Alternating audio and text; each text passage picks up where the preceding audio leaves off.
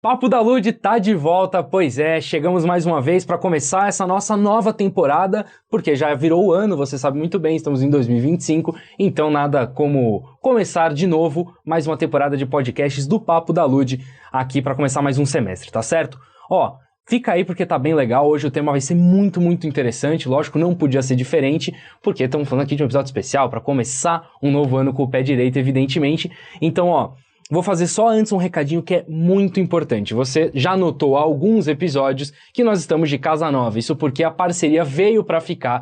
Revista Núcleo do Conhecimento e a Lud estão de parceria agora para a gravação do Papo da Lud. Então, mais uma vez, queria agradecer a sessão aqui do espaço para gravação, do estúdio e, lógico, de todo o apoio. Você que gosta de consumir conteúdo sobre ciência das demais áreas possíveis, se inscreve aqui embaixo, acompanha o conteúdo deles porque é muito bom.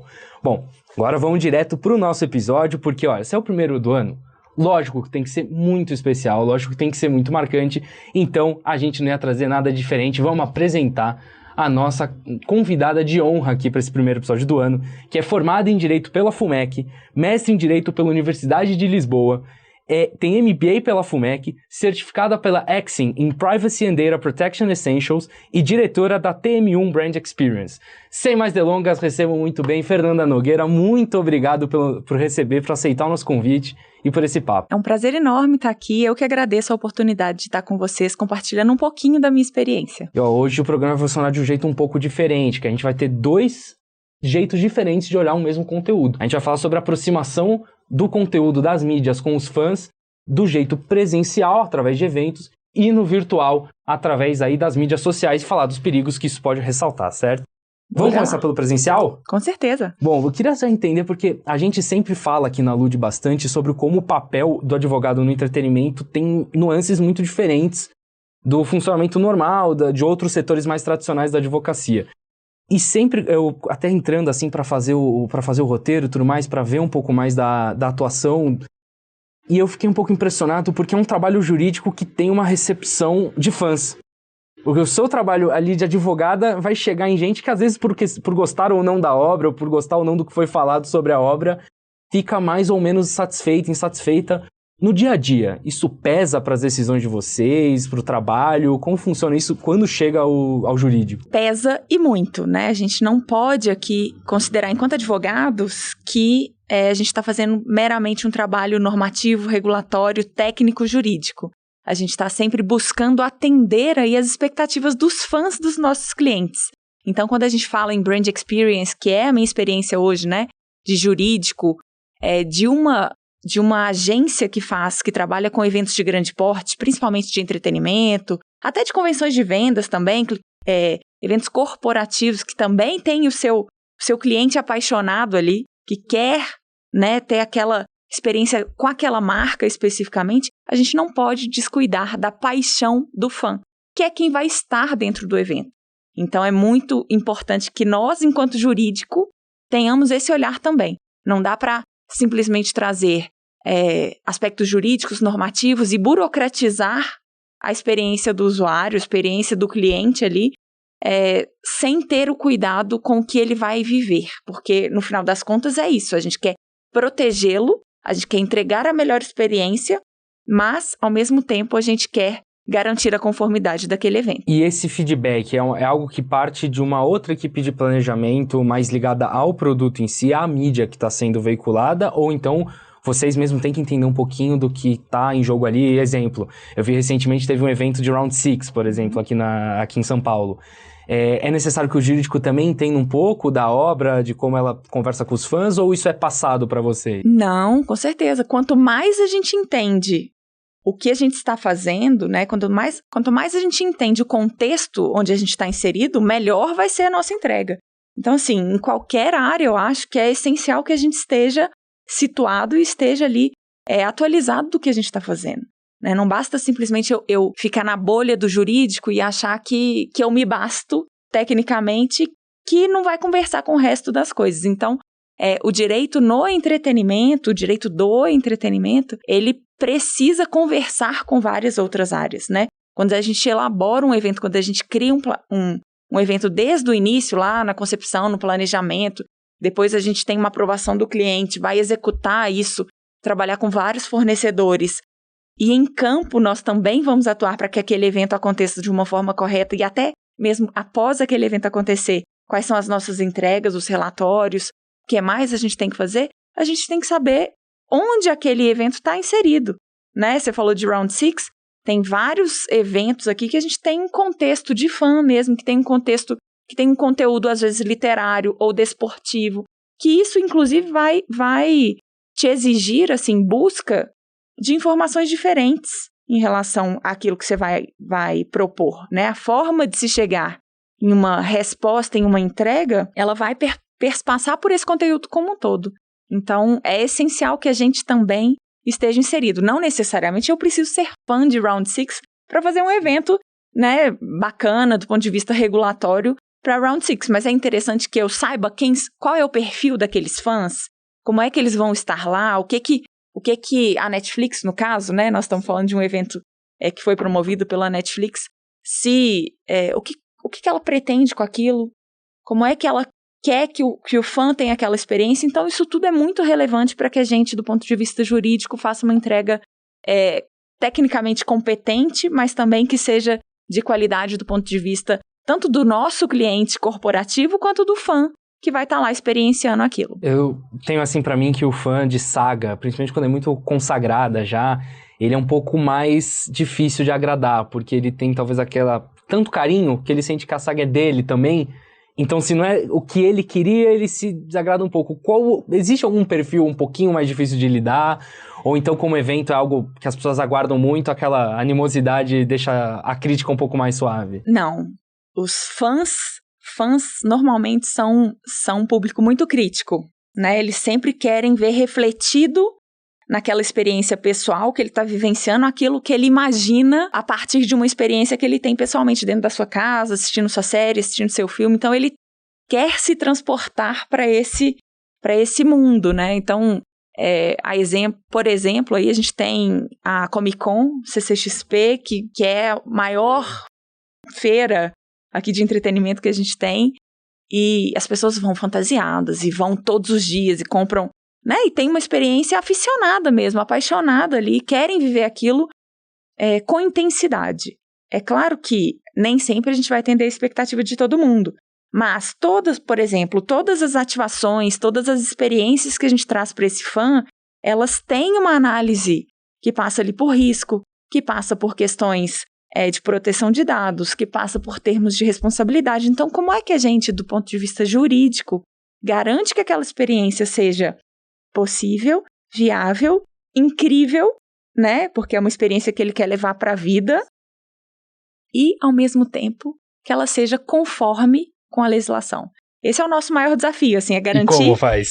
Então, é muito interessante, assim. Eu sou suspeita para falar, porque eu adoro o processo de participar da criação do evento. Então, lá, desde o comecinho, a hora que você primeiro você passa pela homologação junto ao cliente, né? Você tem uma série de requisitos ali que a sua empresa tem que seguir, tem que respeitar para que você seja um fornecedor, um prestador de serviços de planejamento, de execução de feiras e eventos, qualificado para atender eventos de grande porte. Aí, tudo bem, você chegou e ganhou a concorrência. Você passa por um contrato com esse cliente, que vai ter uma série de exigências. E a partir disso, você vai ter uma série de contratações com fornecedores que vão subsidiar a execução daquele evento. E aí a gente tem due diligence, relação contratual, acordo de tratamento de dados.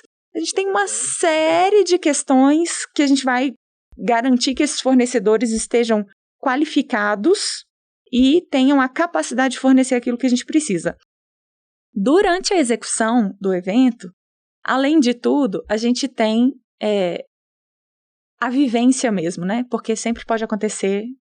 Em se tratando de eventos, a gente planeja... Muita gente junta, sempre... Sempre tem risco, né? Então, assim, para além de todas as questões preventivas que a gente tem que fazer, fazendo um mapeamento de risco mesmo, fazendo contratos adequados, que sejam coerentes ali com a entrega de qualidade, de excelência que você quer, você tem que estar lá entendendo que podem acontecer várias coisas. E como é que aquele fã, como é que aquela pessoa vai participar né? Quais são os critérios? A gente está fazendo ativações que são apropriadas para todo tipo de público? A gente vai ter que ter restrição? A gente vai ter que impor àquela pessoa uma série de responsabilidades? Quer dizer, se tem risco adicionado ali de um eventual acidente, né? Ela precisa assinar um termo de responsabilidade que ela sabe que pode se machucar? Faz sentido? Não faz sentido? Precisa? Não precisa? É aberta a crianças? A gente vai permitir que crianças participem? Precisa de autorização dos pais? Enfim, tem umas milhares, infinitas questões, assim, que a gente tem que olhar como um todo para garantir que as coisas aconteçam a tempo e modo, né? Porque senão, se eu também for colocar, imagina, se eu for colocar um termo para que as pessoas assinem gigante, e elas têm que ficar lá rolando página e assinando, não sei o quê, já deu bode, você já criou uma fila enorme, as pessoas já não vão ter uma boa experiência, vão ficar lá reclamando que estava lotado, que estava difícil, não sei o quê. Então, tudo isso tem que ser minimamente pensado e estruturado para garantir a melhor experiência. E esses termos, vocês têm entendido que eles devem ser feitos antes da aquisição do ingresso, para justamente evitar na hora ali? Tem algum direcionamento? São vários direcionamentos, né? Claro que cada evento e cada ativação especificamente de um evento, a gente tem que olhar para ela como uma unidade em si. Não dá para eu colocar assim, eu tenho um termo de consentimento para fazer todas as coisas. Não existe isso. O consentimento ele precisa ser livre, ele precisa ser expresso e ele precisa ser específico. Então, eu preciso garantir que aquelas pessoas saibam de tudo que está acontecendo em relação àquela atividade que ela vai desenvolver. Faz sentido eu coletar dados de todo mundo que não vai, por exemplo, fazer uma ativação? Também não faz sentido.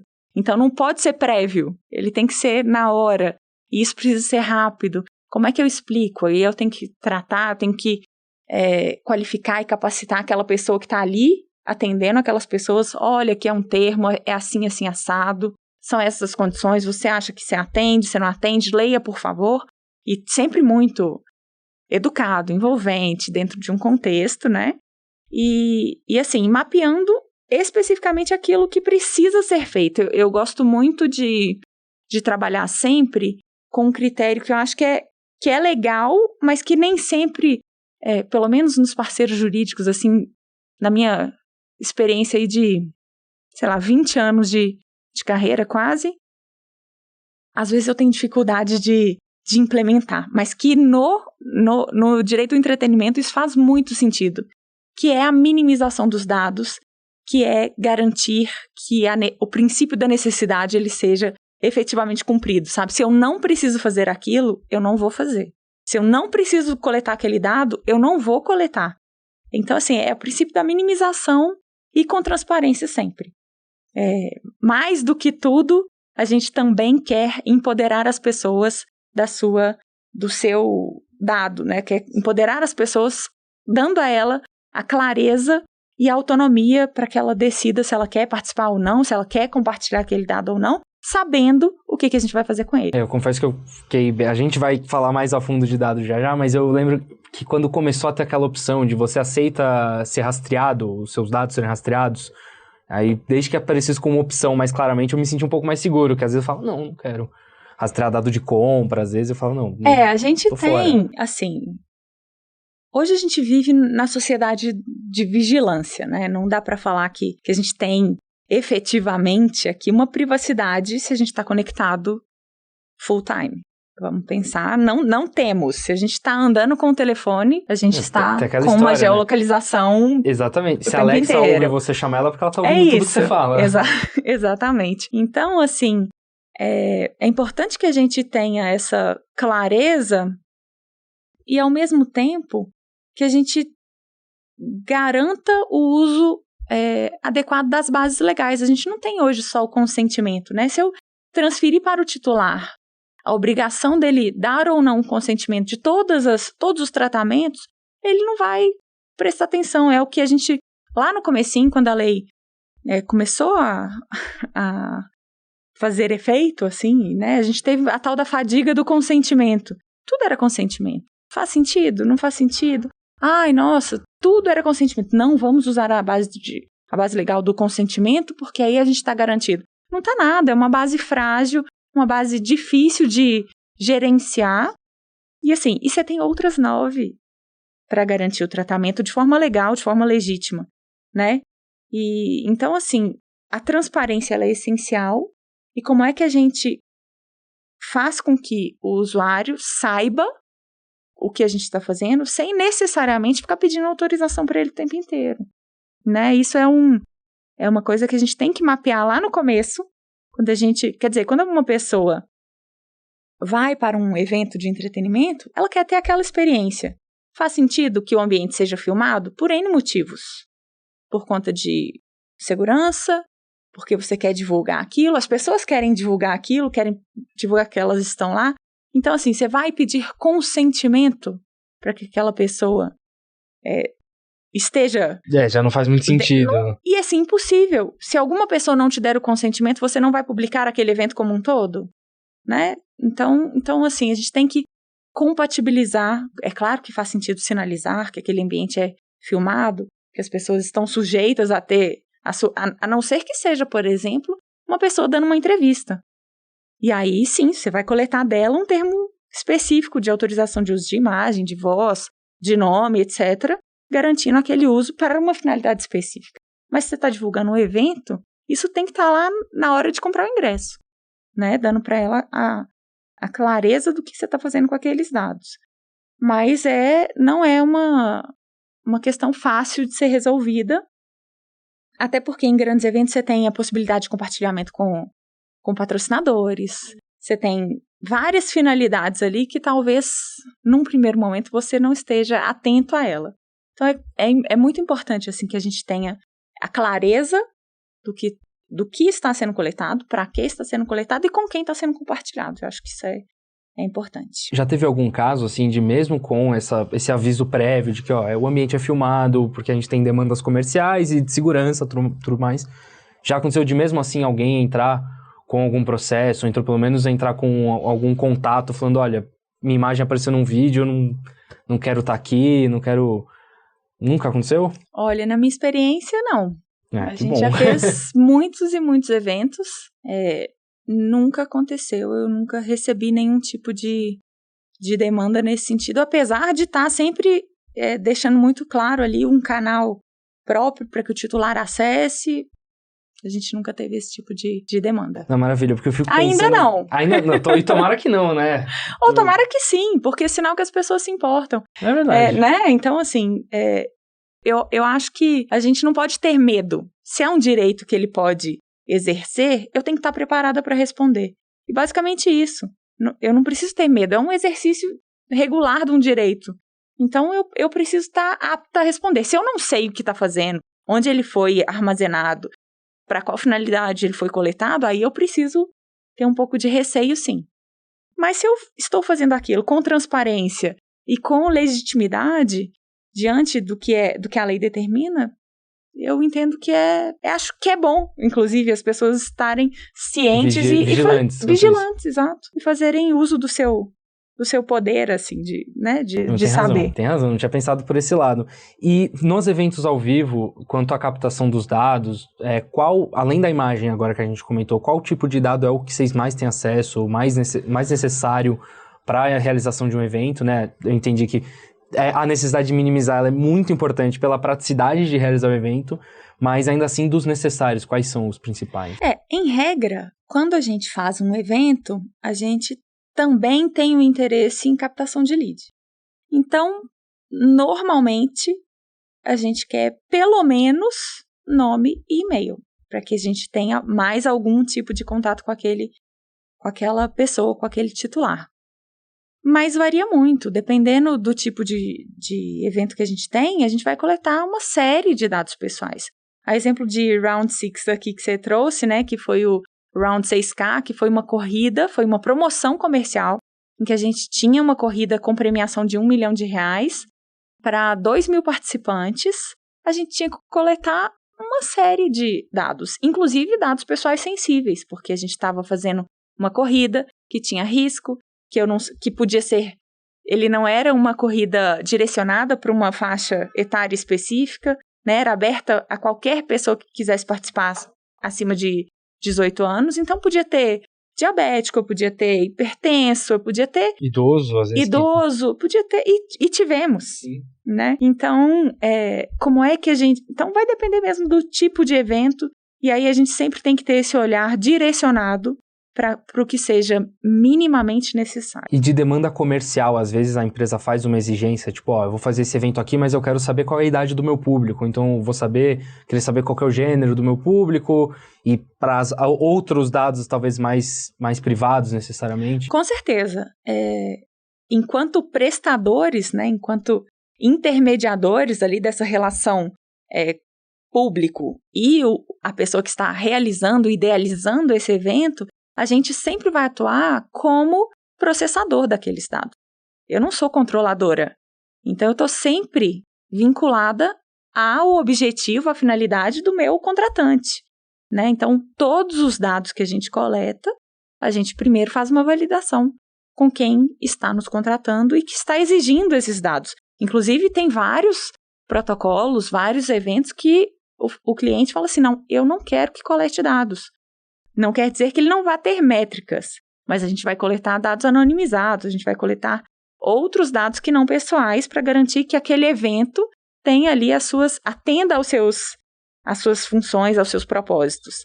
Mas a gente sempre valida porque somos processadores. E, obviamente, após o uso, após a transferência dos dados para esse controlador, vamos colocar assim, a gente só vai ficar com aqueles dados que, eventualmente, a gente necessite por uma base legal mesmo, por uma exigência legal. O Marco Civil da internet, às vezes, exige que alguém mantenha aquela base de dados ali por 180 dias, nós vamos manter por aquele prazo para cumprimento de exigência legal e acabou. Depois deleta e pronto. E ainda no ao vivo, ainda no presencial, acho bárbaro, assim, você comentou o quanto o preventivo é importante, né? O quanto esse planejamento ele é feito analisando o risco, mas a gente até deu uma comentada, assim, de que ter muita gente junta sempre vai acabar gerando algum tipo de problema. Quais são os principais imprevistos que acontecem? Quais são os principais... sai do controle ali na hora e você precisa atuar rápido? Então, eventos se chamam eventos, não é à toa, né? Mas o que acontece? A gente tem um mapeamento de riscos, minimamente a gente já tem uma clareza de como atuar e a gente já conta ali com pelo menos um comitê que vai saber atuar, que vai saber direcionar as ações para a gente resolver mais rápido. Normalmente, o que acontece? Sempre atrasos de um fornecedor ou de outro, a gente tem milhares de pessoas, é uma cadeia enorme de suprimentos, então, fatalmente, algum fornecedor pode ter uma falha no prazo de entrega. Tem algumas situações em que a gente vê o fornecedor que não aparece simplesmente, chega na hora do evento e cadê o seu contingente de limpeza? Não tem. E aí você faz o quê? Você vai ficar sem limpeza no evento? Não dá. Né? Então, assim, você já tem uma cadeia para acionar as pessoas corretas para suprir aquela necessidade. Então, isso acontece muito. Incidentes com as pessoas que estão visitando a feira, acontece, as pessoas caem, tropeçam, se machucam e eventualmente querem um atendimento, querem uma atenção. Então isso faz muito sentido assim, que o time todo esteja preparado para lidar com aquilo, né? Não vai virar um tumulto, nossa, uma pessoa caiu, machucou, o que a gente faz? E junta aquele mundaréu de gente, não. A pessoa caiu, machucou, peraí, nós já vamos te atender, só um minuto, vai ser conduzida lá para o pronto atendimento, se precisar, vai ser deslocado para um hospital próximo, e a gente vai fazer esse acompanhamento até o final do tratamento dela. Isso costuma acontecer na grande maioria dos eventos, porque junta um monte de gente, as pessoas estão animadas, estão empolgadas ali, e acaba acontecendo. Mas assim, basicamente isso, a gente sempre lida também para prevenir esse tipo de situação com uma due diligence, com um critério muito rigoroso assim, para contratar os fornecedores, para garantir que a gente não tenha muitas falhas. Claro que falhas acontecem, mas para garantir que a gente tenha a melhor entrega possível, que a gente não tenha muitas falhas na hora de executar o evento, é essencial que o preventivo, que o anterior ali seja muito bem feito. Então, a gente precisa de um contrato muito bem estruturado. Eu ia perguntar exatamente isso. Com certeza, contrato é essencial que a gente, ainda que a gente trabalhe com modelos estruturados prévios, com templates, a gente precisa olhar para cada evento como ele é, tratando ele com a particularidade que ele tem. Até porque cada cliente vai exigir uma série de obrigações ali que a gente vai replicar para a cadeia inteira, né? Então, contratos bem feitos, que garantam ali uma execução bem feita, que inibam o fornecedor de falhar, porque às vezes vai ser conveniente, né? Às vezes você vai assumir o risco, vai ser conveniente falhar. Então, essa análise e também, assim, uma questão de histórico mesmo, se aquele fornecedor tem competência, tem capacidade, tem estrutura, se ele tem estrutura financeira para estar atuando naquele evento, naquele porte de evento, fazendo aquela entrega, isso tudo precisa ser olhado antes que o evento aconteça. Tem muita gente, então, para trabalhar aí. É muito trabalho, enorme, né? É muito trabalho e são muitas pessoas envolvidas e é uma cadeia mesmo, né? O setor de eventos é gigante, não foi à toa que o PERSE, que é o programa, né, do governo para o setor de eventos, veio na época da pandemia e agora está acabando porque a gente já atingiu lá o teto de 15 bilhões de uma forma muito rápida. Então, é um setor que realmente demanda muita mão de obra, é um setor de serviço que e cada vez mais tende a crescer, né? Eu acho que sobretudo aqui no Brasil, assim, eu vejo pelo menos o brasileiro ter muito engajamento com eventos, shows. A gente costuma ver, assim, estádio lotado, então acho que isso sempre acaba atraindo um pouco mais. Eu acho que o brasileiro, sim, nós somos um povo que gosta, né? E não é à toa que os artistas todos amam vir aqui e tem essa memória muito latente. Mas eu acho que depois da pandemia, e isso também se valorizou, sabe? A gente tem um momento aí, um período de valorização do digital, de valorização desses eventos em EAD, vamos colocar assim. Mas a experiência física, ela é muito maior, né? Então, eu acho que a gente realmente tem vivido, assim, um crescimento, uma valorização desses eventos, principalmente para fins de reputação de marca mesmo. As pessoas querem vivenciar e querem ter aquela experiência vinculadas àquela marca. Aquela marca vai ficar associada não a um produto especificamente, não a um serviço especificamente, mas aquilo que ela proporciona enquanto experiência. Então, eu entro justamente nessa questão do digital, porque, assim, pode ser uma impressão minha também, somente, mas a sensação é que até um pouco antes da pandemia sempre tinha uma promessa de que não, agora o digital vai fazer uma imersão total e agora vai ser tal qual a coisa real. Aí teve, acho que por um tempo teve aquela realidade virtual, que você tinha terreno, tinha gente comprando casa. Aí depois teve o NFT. Aí durante a pandemia teve show, eu lembro até, acho que o videogame Fortnite fez show no videogame e tal. Mas parece Metaverso, exatamente, perfeito. Mas parece que não emplaca, assim, não bate de frente com o presencial nunca. Eu acho que não substitui, né? Eu acho que o digital tem muito espaço, ele viabiliza muita coisa. A gente faz muitos eventos, muitas palestras, muito conteúdo, né? Em termos de conteúdo, é gigante. O alcance é muito maior. Você tem um evento presencial para, 100 mil pessoas, o digital pode alcançar o mundo inteiro, né?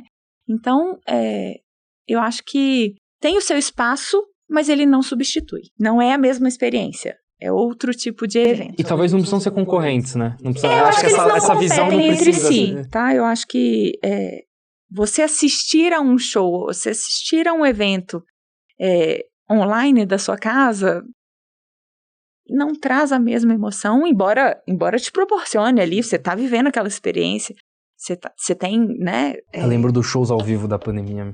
Então, você tem...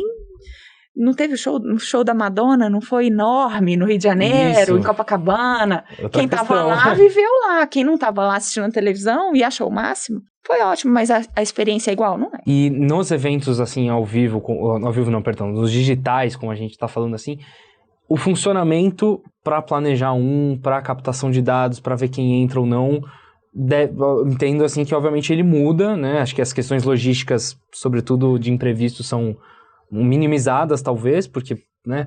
Mas qual é a diferença dessa natureza de evento? Porque eu tô aqui até com dúvida. Então, é diferente porque a estrutura talvez seja diferente por conta de recepção daquele público, né?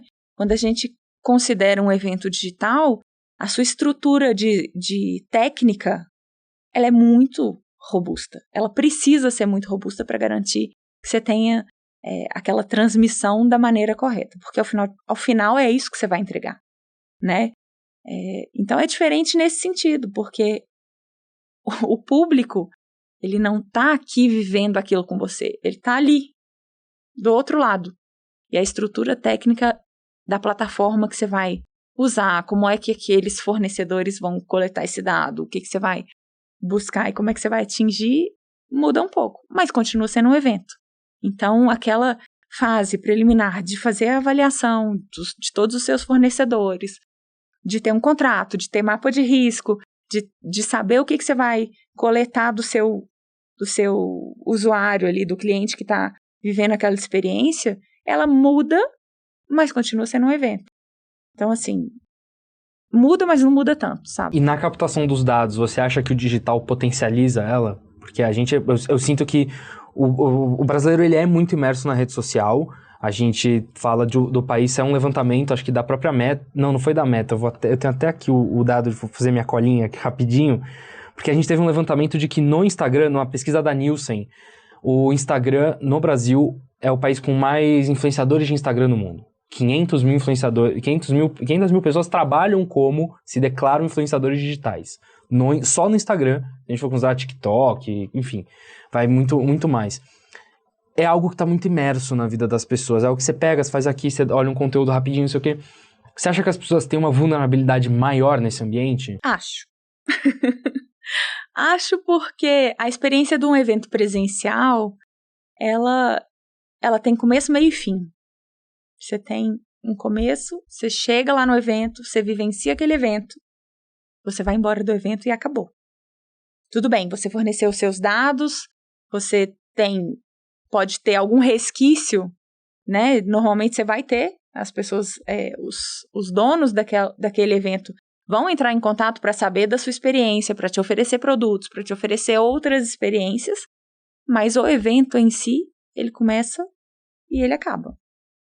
No ambiente digital, principalmente falando de redes sociais, quando você tem influenciadores, você tem vários eventos dentro do mesmo lugar e a gente está cada vez mais conectado.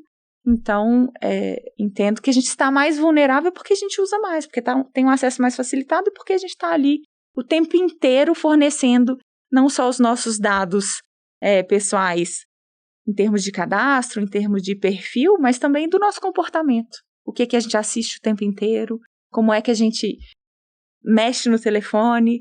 Então, a gente tem ali uma biometria comportamental, vamos colocar assim, que nos vulnerabiliza muito mais e, ao mesmo tempo, as empresas sabem disso e fazem uso disso, e fazem muito bem. Né? O então, íntimo é um negócio impressionante. E vão personalizando cada vez mais a nossa experiência para garantir que a gente nem perceba que a gente faz isso sem parar.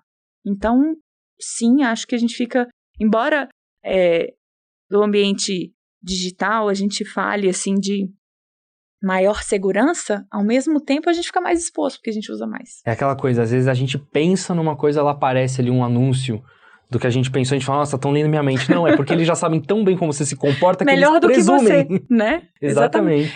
Uma análise, e assim, e conduzem, né? Não é que eles sabem e inferem, eles te conduzem para isso. Inclusive, assim, fica o convite, quem quiser um dia pegar qualquer palestra sobre tratamento de dados em publicidade, eles têm algumas métricas que você não imagina que eles fazem. É impressionante, assim.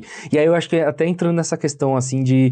Você acha que é subestimado, então, o brasileiro... Não só o brasileiro, o consumidor geral de mídia digital, ele subestima um pouco o quanto ele é vulnerável, o quanto ele é visto? Eu não tenho a menor dúvida disso. A gente... Até o nosso contexto político hoje, mundial, né?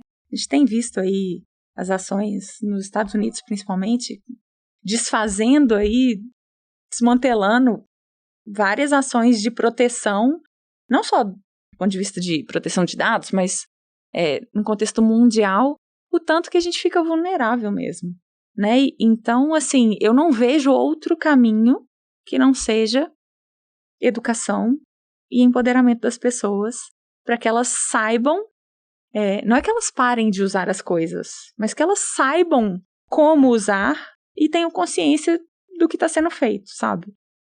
Não vejo volta, não acho que a gente vá parar de compartilhar ou parar de conceder o acesso aos nossos dados, à nossa biometria, ao nosso comportamento, de modo geral, mas acho que é essencial que a gente saiba impor limites. E para isso, a gente não tem outro caminho, senão ser educado para isso, né? E eu acho que hoje a gente ainda tem um caminho muito longo a percorrer. Vou aproveitar então esse gancho e a gente vai para o nosso segundo quadro, porque aqui como funciona? A gente primeiro tem uma conversa sobre o tema, a gente se aprofunda um pouco na atuação e depois a gente vai para o nosso quadro Trending Topics, onde a gente traz algumas notícias, algumas informações que tiveram mais repercussão nos últimos tempos e aí a gente discute em cima disso. E eu vou, antes só do Trending Topics, tem um recado muito importante para você que está nos assistindo, não só você que está aqui pelo Papo da Lud, como você que viu aqui no YouTube, achou o tema interessante, está assistindo, o Papo da Lud tem uma parceria com a revista científica Núcleo do Conhecimento. Então, se você gosta de consumir conteúdo de ciências, tem medicina, tem direito de várias áreas aqui, basicamente tudo que é ciência tá aqui na revista, então você se inscreve, acompanha o conteúdo deles, eles estão cedendo espaço pra gente, agradeço muito mais uma vez, tá bom? Então, partindo pro nosso Trending Topics, é justamente esse o ponto que eu ia tocar, porque essa é uma notícia no final do ano passado, que o Facebook foi multado a Meta, no caso, foi multada pela Coreia do Sul em 90 milhões de reais por coletar dados confidenciais de 980 mil usuários sem avisar para eles e entregar para os anunciadores. O valor a ser pago foi divulgado pela Comissão de Proteção de Informações Pessoais, matéria dando os créditos aqui do R7. E eu queria perguntar então como funciona essa captação.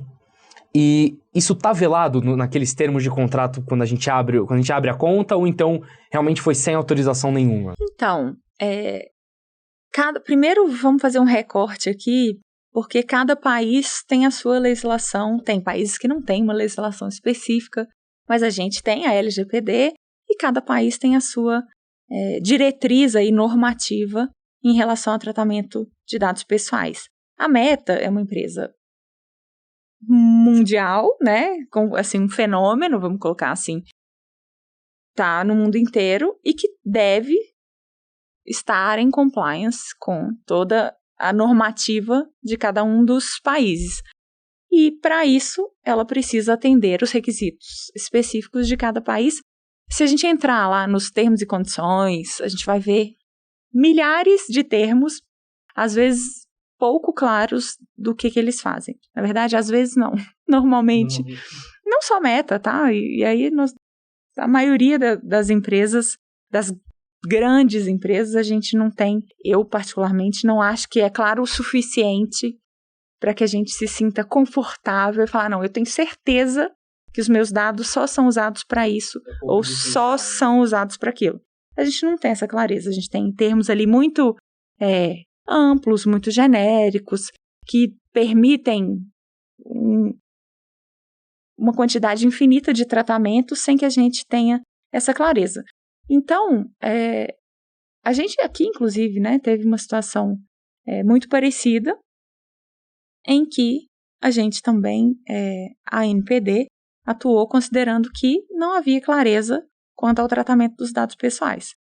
E isso resolveu? Vou te falar que não muito. E assim, é uma questão complexa porque a gente tem uma legislação específica com termos que normalmente são genéricos e amplos, visando atender o maior número de países possível, né? E então acho que faz sentido que as agências cada vez mais sejam mais diligentes. Aqui a gente ainda tem um pouco uma atuação da ANPD um pouco incipiente, eu acho, mais do ponto de vista normativo, educativo, talvez ainda trazendo aqui uma proposta de esclarecimentos, mas é essencial que a gente tenha uma agência reguladora que garanta essa fiscalização, né? Que garanta que o uso dos dados seja executado de forma legal e voltando lá no comecinho, de forma transparente.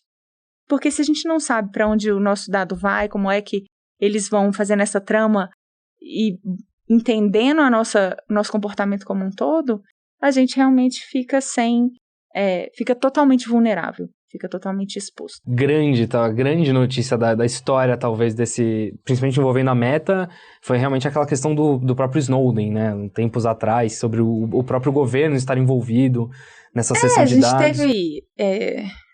Mas recentemente teve do TikTok também, que teve que responder na frente dos representantes do Senado americano sobre o que eles fazem com os dados ou não das pessoas. Aí eu acho até que o buraco é mais embaixo, porque tem uma questão política aqui, Estados Unidos, China, né, que extrapola a preocupação oficial, vamos colocar assim, com a legitimidade para tratamento dos dados pessoais. Acho que aqui é mais uma questão de poderio mesmo. Mas não dá para negar que sim, temos que ser vigilantes, né? Exato, e que inclusive a questão da nacionalidade viralizou, porque o dono é de Singapura, e ele era perguntado sobre a China, e ele falou, gente, eu não sou de lá e tal. Exato. Então foi bem, bem interessante. E voltando agora pros eventos ao vivo, trazer o outro Trending Topics, esse bem recente mesmo, a notícia de agora, assim, do começo do ano. Todo mundo acho que estava antenado bastante no Oscar, né, nas premiações que o Brasil, pela primeira vez, trouxe um Oscar para casa, com Ainda Estou Aqui, mas teve filmes que já não tiveram tanta história boa para contar, e um deles é o Emília Pérez, da Netflix, porque era o principal cotado entre os estrangeiros, e acabou se envolvendo em muitas polêmicas, principalmente por manifestações pessoais da atriz Carla Sofia Gascon, e é ela que é a notícia aqui do Trending Topics. Por quê? Devido a alguns posicionamentos dela, devido a algumas falas dela, a Netflix decidiu romper os contatos, não contratos, os contatos com ela, e parou de custear todas as viagens que ela estava fazendo para as premiações e tudo mais.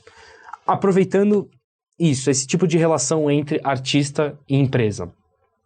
Para os eventos, os artistas, quando eles se aproximam de uma empresa para, às vezes, como é o caso da Carla Sofia, fazer um filme, eles já têm alguma previsão num contrato prévio de participar de uma agenda de eventos?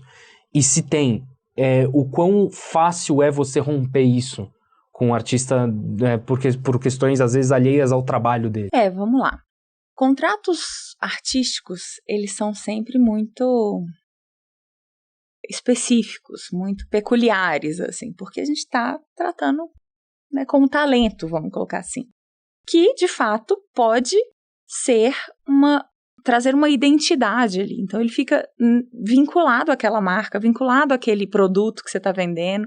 Então, é essencial que a gente amarre não só as entregas do ponto de vista profissional, mas também do ponto de vista da pessoa, né? Porque o comportamento, o que a pessoa fala ou deixa de falar, onde ela aparece ou deixa de aparecer, isso tudo contribui para uma questão reputacional, né? E aí, nesse caso especificamente, muito provavelmente, eu não tenho dúvida nenhuma, havia ali uma série de cláusulas contratuais demandando com uma série de obrigações sobre representação, sobre limitação da sua manifestação pessoal. Você não pode usar os espaços que lhe são concedidos para denegrir aquela produção da qual você participou. Você não pode falar mal, você não pode falar do concorrente. Enfim, tem uma série de regras, uma série de limitações que vão variar de acordo com o contexto, obviamente, mas também com a dimensão daquele produto que você está vendendo. Se é um produto local, as regras podem ser um pouco menos abrangentes. Se é um produto mundial, com lançamento mundial, que vai para o Oscar, etc., você tem ali uma série de questões obrigacionais que vão ser minuciosamente deliberadas entre as partes, com exigências de parte a parte, tá?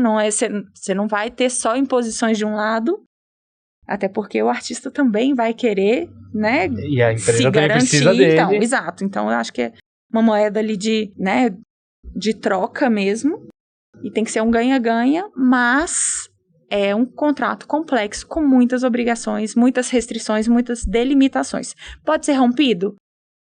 Como todo contrato, pode ser rompido. Pode ter consequência? certamente haverá, né? Então, assim, na minúcia, o que precisa estar muito bem amarrado é sempre, porque assim, é sempre custo-benefício. Não existe um contrato que não possa ser rompido. As partes eventualmente vão avaliar se vale a pena ou se não vale a pena.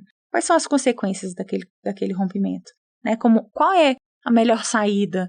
Como é que as partes também buscam ali conciliar os interesses, ainda que divergentes, para a gente ter uma saída menos dificultosa, né?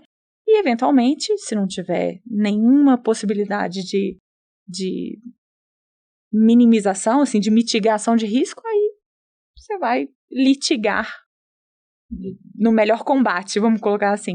E aí tem que fazer um contrato que, se a outra parte, se for interessante para outra parte, não para você romper, seja algo que seja mais pesaroso, talvez para ela fazer, né? Algo mais vantajoso para você, de alguma maneira, para evitar que a parte rompa sem você querer.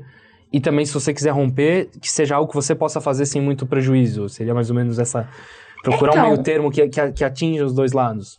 Na minha experiência, pelo menos, eu sempre tento trazer, assim, situações que tragam um equilíbrio. Nem sempre a gente vai conseguir isso.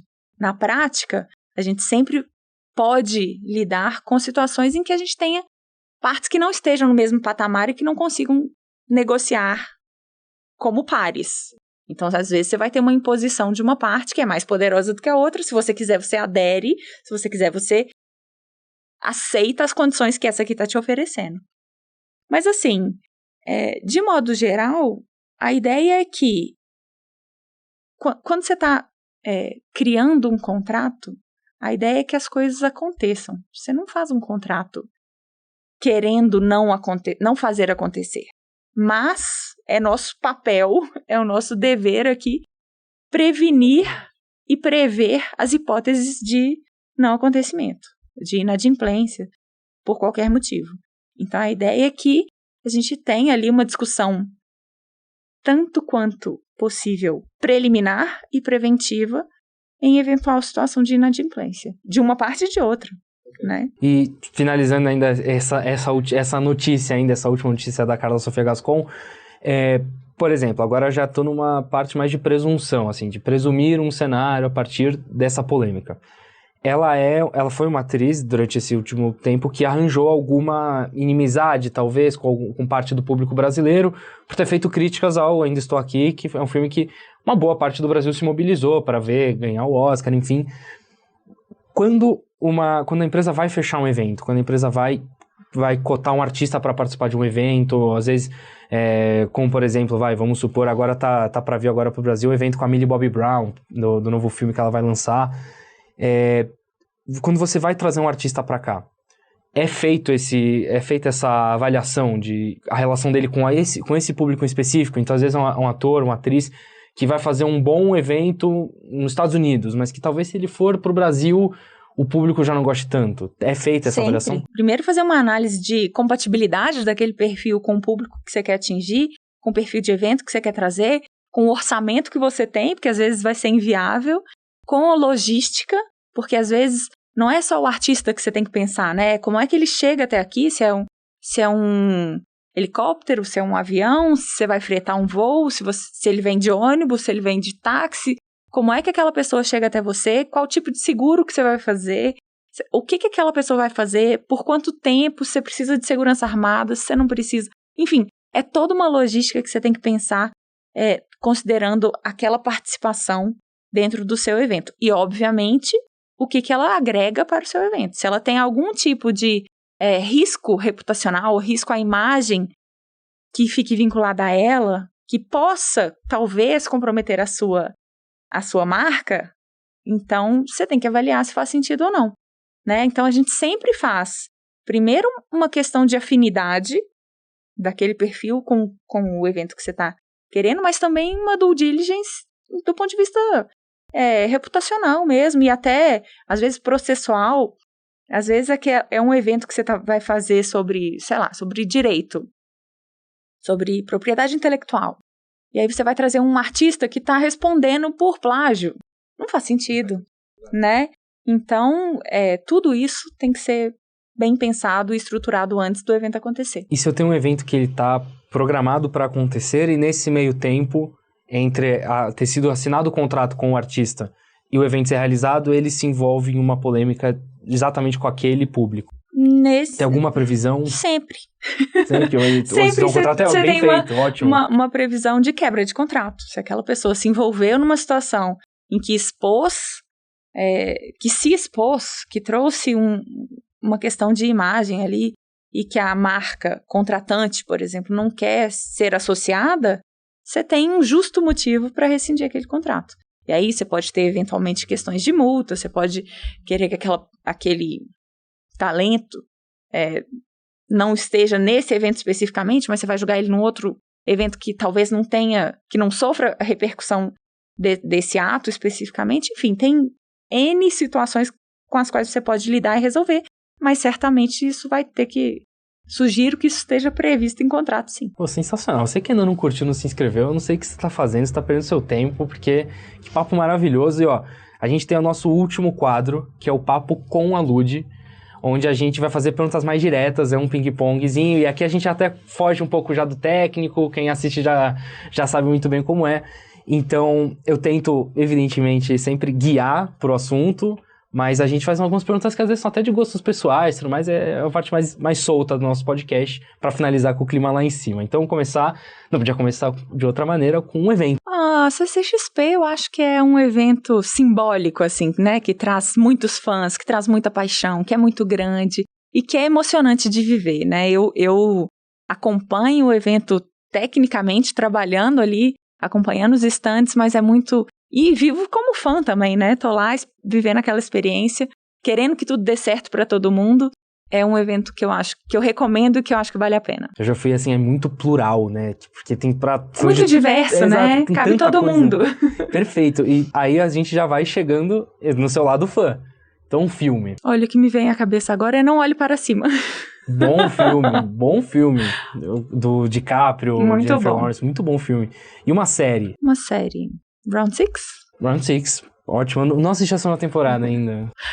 Foi lançada a terceira agora, né? Terceira? Caraca, eu não tô perdido total, mas a primeira eu vi. Nossa, ótima série. E tem rendido bastante aqui no Brasil, né? É uma das séries mais assistidas da Netflix, né? Mundial, fenômeno mundial. Corrida, pô, sensacional. Exato. Uma música. Inverno Portenho, de Piazzolla.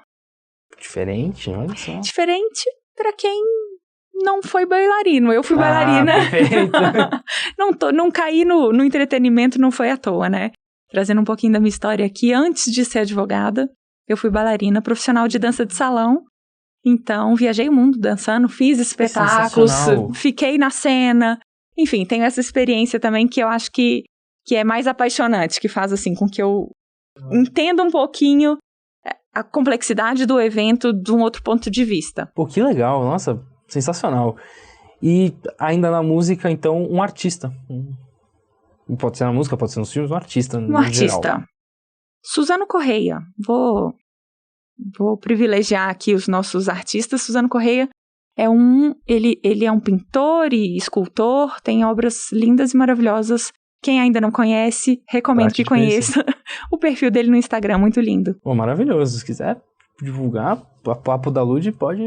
esse nem conheço. Tem uma tatuagem dele, de uma obra dele, mas, enfim, acho o trabalho dele fenomenal. Maravilhoso, que ótimo.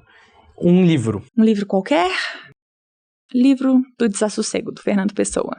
Agora um livro sobre direito. Acho que vale a gente falar A Vida na Sociedade de Vigilância, do Rodotà. Recomendo, acho que vale a pena. E tudo a ver com o tema, com o que a gente está falando aqui. Agora uma dica para quem quer proteger os seus dados. Acho que consciência é o primeiro passo, assim. Não é falar, não forneço meus dados, não forneço meu CPF para ter desconto na farmácia. Não é isso. Mas é perguntar, falar, você quer meu dado para quê? Por quê? O que você quer fazer com isso? Então é se informar. E uma dica para quem quer ingressar na área do direito, na proteção de dados, nos eventos, nas áreas em que conversamos. Acho que, assim, essencial que a pessoa goste tem uma certa afinidade, assim. Quer dizer, às vezes você nem sabe, né? Às vezes você vai descobrir. Então, tentar ler um pouco, tentar conversar, tentar trocar um pouco de experiência, assim.